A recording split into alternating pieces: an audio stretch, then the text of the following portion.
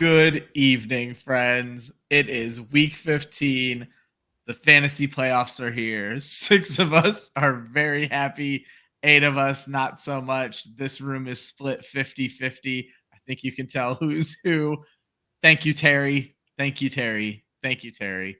Good evening, Dan. How are you doing, buddy? Who cares? I agree. I should just kick you backstage and do the show on my own. Nobody wants to hear it from you at this point. I'm okay with that option. I will gladly go upstairs. I got my gummy bears. I got my chocolate milk, and I'll just go watch some Shorzy on Hulu and call it a night. There you go. That's the right kind of evening right there. All right, I'll Evening see you with later. your kids. Don't worry about fantasy football anymore.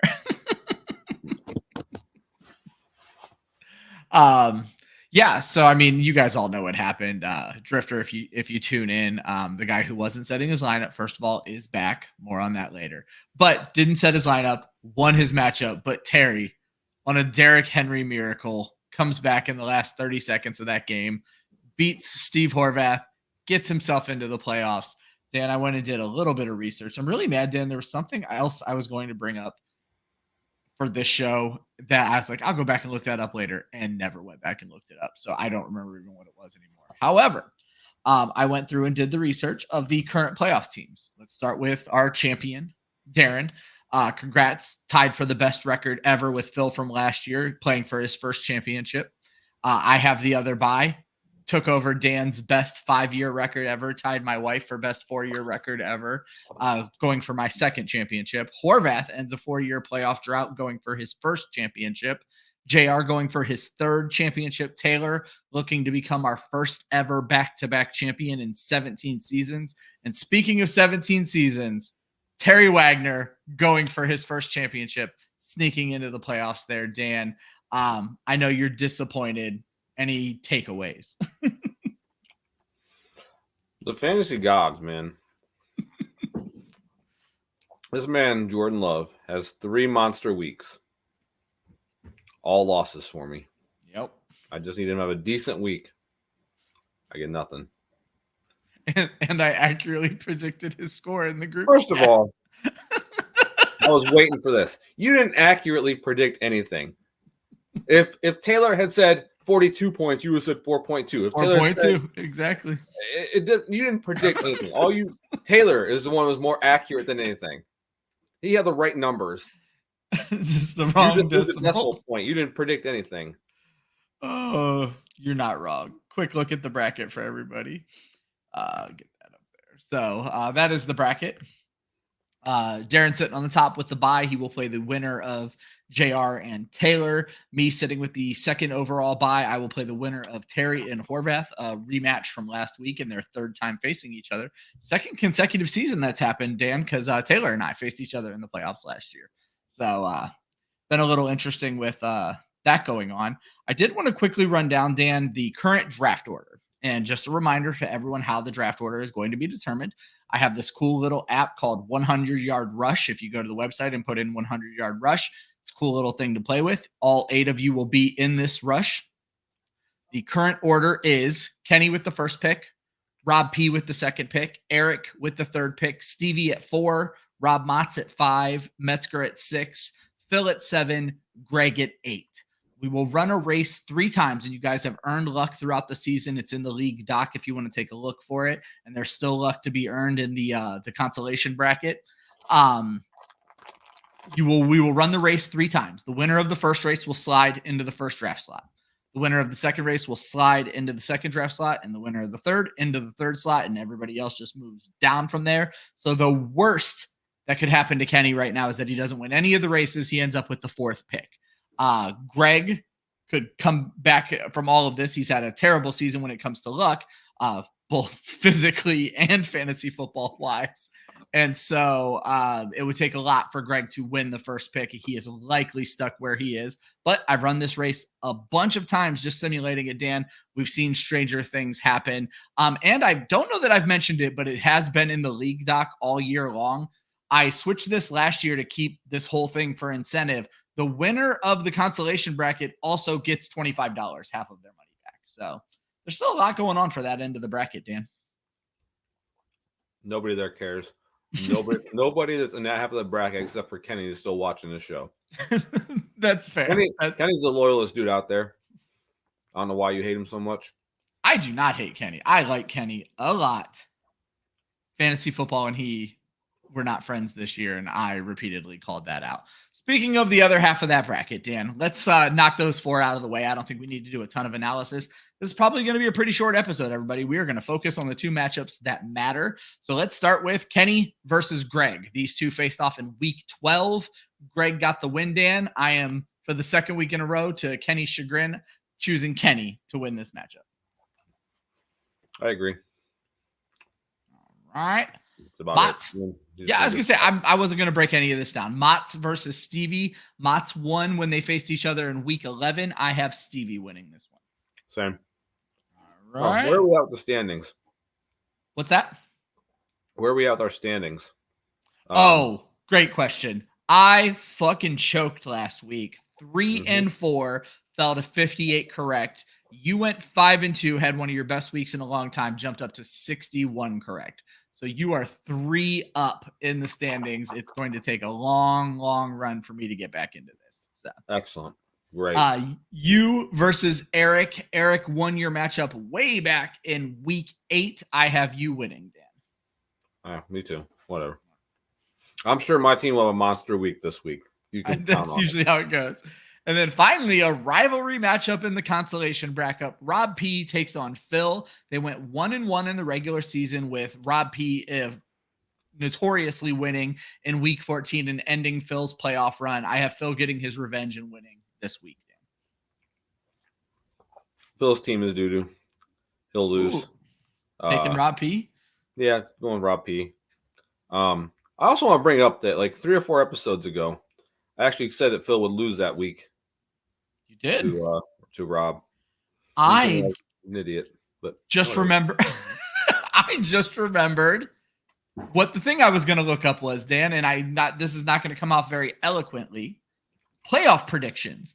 The only thing you and I were different on were Rob P and Terry, which means, Dan Metzger, you got 5 of 6 playoff teams correct. Darren was your only miss by putting yourself in there, and I got 4 of 6 correct, missing Darren and Rob P for Rob P and Terry and you and Darren, same sort of thing.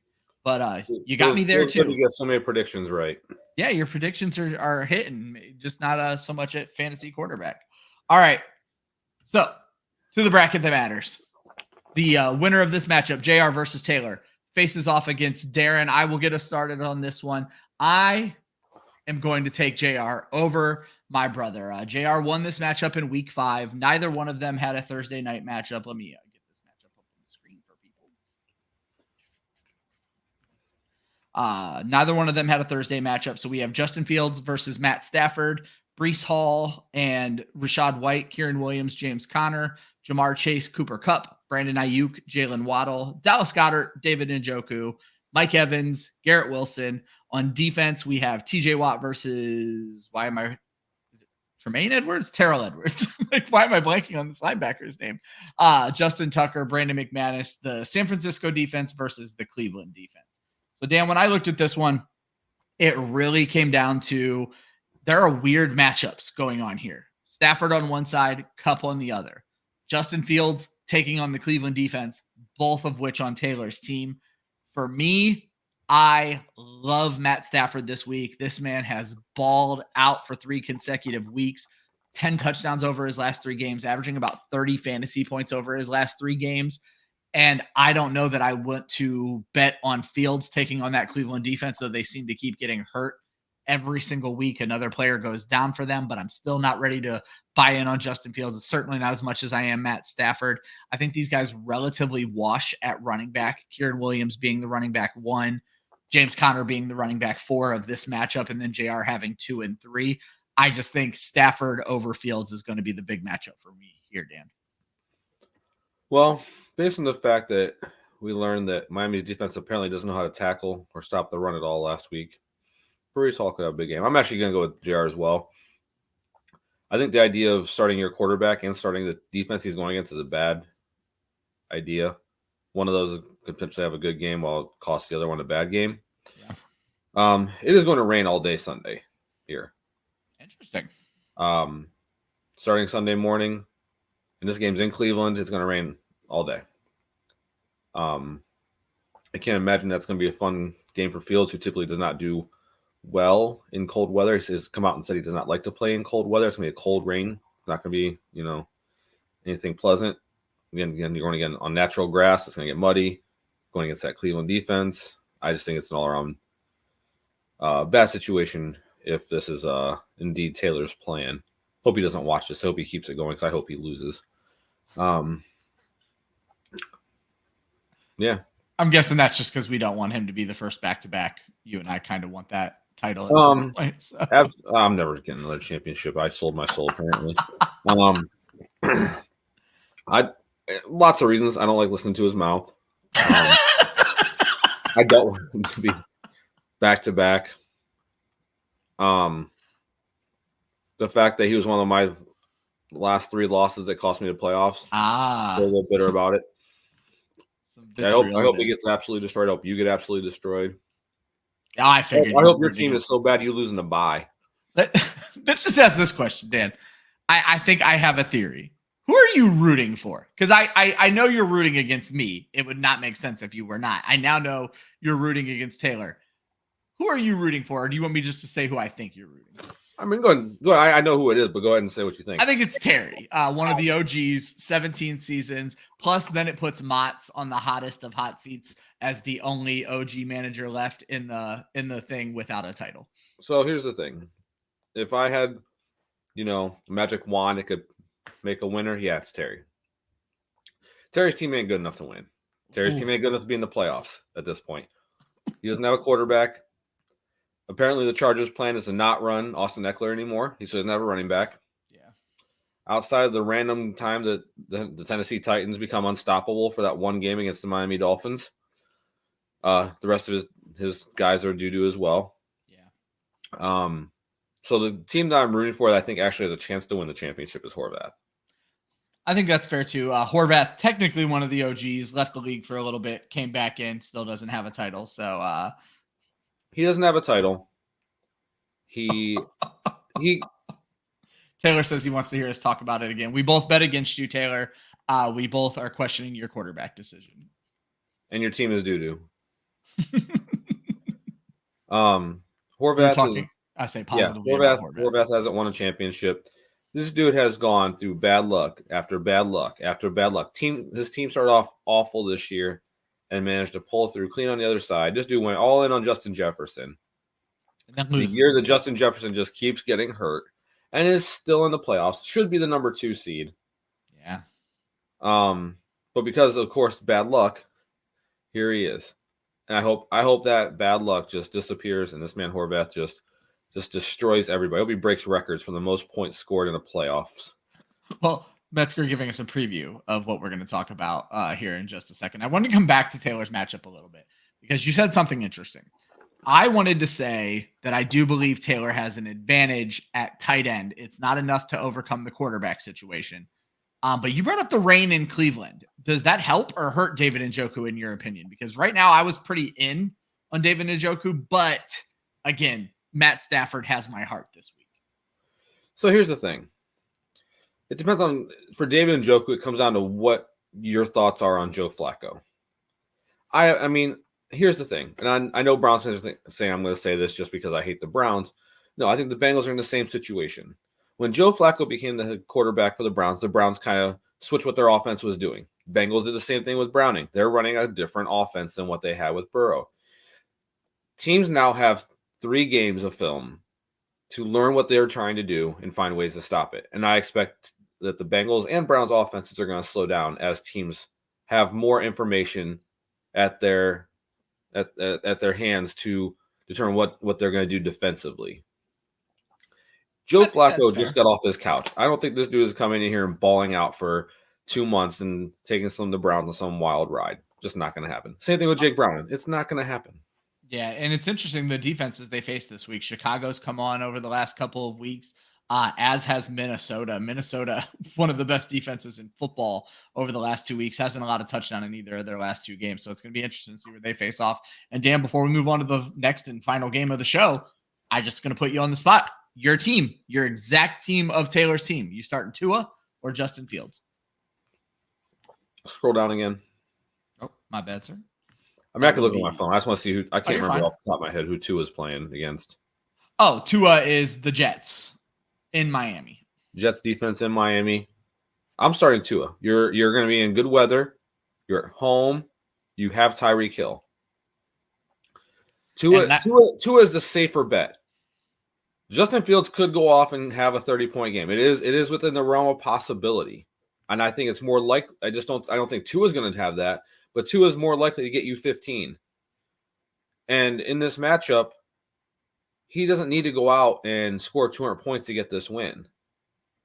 He needs to go out and score 120, 130 points. So, no, I would go Tua over Fields if it was me. I hope that Taylor loses and he takes Fields over Tua. I'm going to look at my rankings because I honestly don't know where I have them slotted in. I need to do another pass on them anyway, but my initial pass, I have Tua at 10 and Fields at 12. So yes, I would agree with you on that, Dan. And then moving on to the second and final matchup where I think I already know who you're going to say. I will run the matchup down and then let you break it down. Jared Goff. Well, it's Terry versus Horvath. Terry has Jared Goff. Horvath has Josh Allen. Terry is going with the older running backs. Austin Eckler, Derrick Henry. Disappointing Thursday night for Austin Eckler, 6 fantasy points. Horvath has Tony Pollard and Bijan Robinson. Terry McLaurin and DeAndre Hopkins versus Justin Jefferson and CeeDee Lamb. George Kittle at tight end versus Hunter Henry. Chuba Hubbard in the flex. Calvin Ridley in the flex. Roquan Smith versus Nick Bosa, Younghoe Koo, Evan McPherson. The Dallas defense taking on Buffalo. The Eagles defense taking on Seattle. I looked at these teams' benches, Dan. I don't think there's a lot of lineup questions that need to be answered by their benches. I disagree with you. Wow. Okay. Well, go into it, Dan. Terry is starting the wrong quarterback. Interesting. That Detroit defense has been god-awful. They made the Saints offense look like they were a respectable NFL offense with Derek Carr leading the way. That's fair. Yeah. I mean, Denver's defense, on the other hand, has actually looked better and better as the year has gone on. He is starting the wrong quarterback, in my opinion. I think that Russell Wilson would be the smarter choice there over Goff. I understand that they're playing in Detroit, whatever. I would start Russell. But interestingly enough, Dan, I have Russ at 11, Goff at 13. I have all 4 of their quarterbacks right in a group, but I do have Russ ahead. So I would agree with you there. I wasn't even paying enough attention when I said I wouldn't make any changes here. But who do you have winning? And do you have any other points you want to talk about with this team other than Terry starting the wrong quarterback? Here's the thing. To me, this should be a walk-away win for Horvath. Obviously, anything can happen in the NFL. I didn't think Terry had a chance in the world of beating him last week. And here we are. Yeah. Terry, I know this is a point for later in the year, but Terry's in a rough spot after this season, man. Because I don't think he forced him to keep in Derrick Henry, maybe. I guess Terry McLaurin. Keep George Kittle, maybe. D-Hop. I mean, Terry is going to be in a rough spot at the end of the season. I feel like he made a little bit of that decision last year when he kept Herbert over Waddle. So I think God, you're regretting that decision. Sorry, Terry. Hey, Terry, you were my champion at the beginning of the year. I'm happy you made the playoffs. Love you, buddy. Luck ain't on your side fully this year. I mean, Austin Eckler getting 5 carries. I'll be honest, I started Austin Eckler in another league in the playoffs, which I'm sure I'm going to lose. So I feel your pain. It hurts. It's ridiculous. I don't think anybody saw that. Kellen Moore should not be an offensive coordinator anywhere in the NFL next year. Hopefully they fire whoever. I wonder if they give the interim coach for the rest of the year the ability to fire their offensive coordinator. Offensive coordinator. Did they announce their interim? I didn't pay any attention. No, I honestly, they may have. I worked all day and then I'd run straight to hockey. So I have not. I just actually saw a half hour ago that they officially fired him today. I wasn't even sure because last time I checked was early this morning. None of the news things. I hope it's Kellen Moore. Actually, I hope they interim himself and he can fire himself. Be like, guys, I'm sorry. Yeah, there's nothing that I don't think they named it, to be perfectly honest. So I'm sure maybe they know, but I don't see anything. Uh Taylor just said they did. Oh, Taylor said they did name one. I made the joke on Twitter this morning that they should have fired the whole coaching staff and let Justin Herbert call the plays varsity blue style. I think that was the play call there. And then I found the greatest gif ever of Hook and Ladder.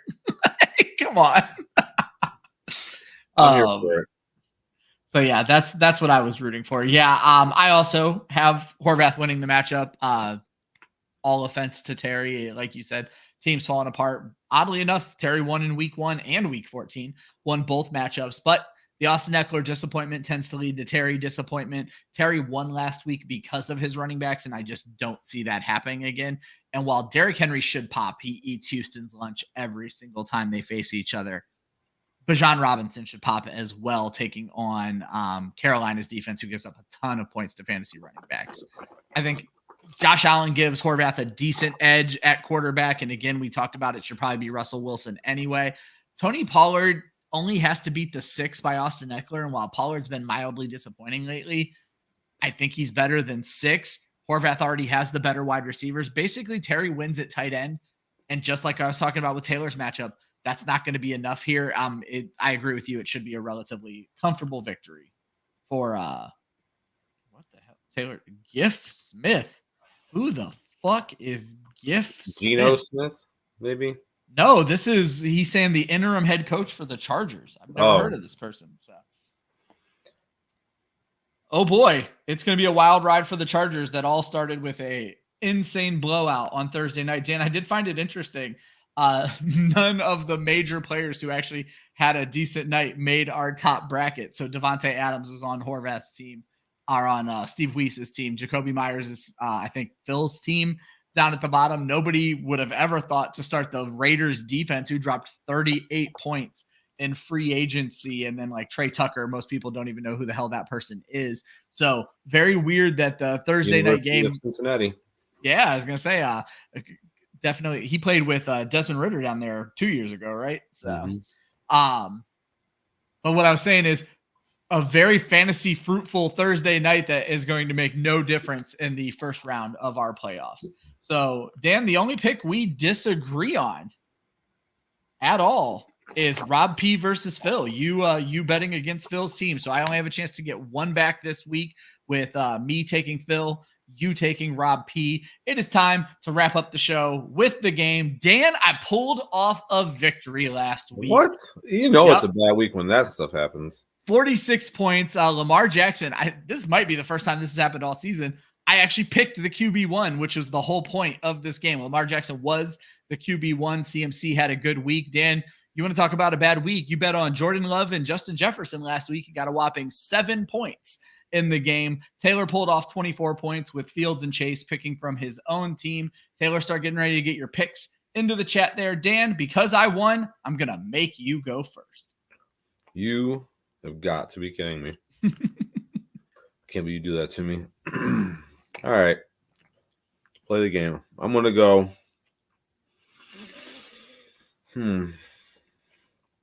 Let's do this. Let's go Brock Purdy and CMC. Going both from that San Francisco game. You think it's going to be a big one against Arizona? Actually, you know what? That's a bad idea. I'm gonna switch it. I'm gonna keep my Christian McCaffrey. Should go Jordan Love. Sure. He'll have a big week this week. He certainly should. You know what? I'm gonna put my money where my mouth is. Russell Wilson, CMC. Ooh, Russ and CMC. I've already mentioned one of my guys. I think it's going to be Bijan Robinson going absolutely bananas against the Carolina Panthers. That is a defense that gives up a ton of points to fantasy running backs. And Dan, I think the Philadelphia Eagles need a bounce back game. And I think Jalen Hurts is going to go to Seattle, beat up on the 12s, and come out of that game as the QB1 for the week. So give me Jalen Hurts and Bijan Robinson. I really, like I said, normally it's the quarterback that wins. I think Bijan Robinson could be the one who ends up winning this one for me because Carolina just gets destroyed by running backs. They give up the third most points to running backs, and they are allowing over 109 yards and 1.3 touchdowns per game to the running back position. I think it's going to be a monster one. Taylor, you haven't gotten yours in yet. I don't know if you tuned out from us, if you had something else to do. Let me get the big screen back from being a big screen. Dan, I knew it was going to be a shorter episode, but hey, we still made it 25 minutes. That is week 1 of your misery, having to talk about this league in the playoffs. We will be here for every round of the playoffs, and then Dan and I will figure out when we want to do this draft lottery early in the offseason so you guys can start making trades knowing which draft picks you have. July. We're waiting all the way until... Yeah. Screw you guys in your lottery draft. I'll tell you who's going to win the first pick. It's going to be my team and Kenny. I'm telling you right now. Because you guys don't have... Well, Kenny has his pick. You just don't have yours. So. He has mine, so he'll get it. So if you win race 1 and Kenny wins race 2 or vice versa, Kenny has the first 2 picks of the draft? Yeah. Ooh, super interesting. All right, Dan, parting words for our friends. Love you guys. I hope everybody loses this weekend. And I hope that all of Ryan's players get hurt. I hope they get hurt for 1 week. I'm going to have to bench everybody. I'm not even going to go for high score. I want them on the bench, nice and rested. I'm not even going to say anything mean. I have a bye week, nothing mean to be said. So I want to say thank you, Terry. Congratulations on making the playoffs. If I were rooting for any other team other than myself, it would be you. I can't root for Taylor. I do not want him to get back-to-back championships. But I do agree I would put Horvath third on my list. I just don't want to see Darren go 13-1. JR get a third championship before I get a second. There are so many things that could go wrong in these playoffs for my legacy in fantasy football. And I don't want to see that happen. But Terry, what a week 14 it was. I don't think week 15 is going to be that good. You guys have a great weekend. Taylor said back-to-back. That's all he got for us. He's not even playing the game. It's just me and Dan this week. Thanks for watching, Taylor. Thanks to the rest of you watching later. Have a great Saturday. Remember, 3 games this Saturday. Check your lineups. Have a good one.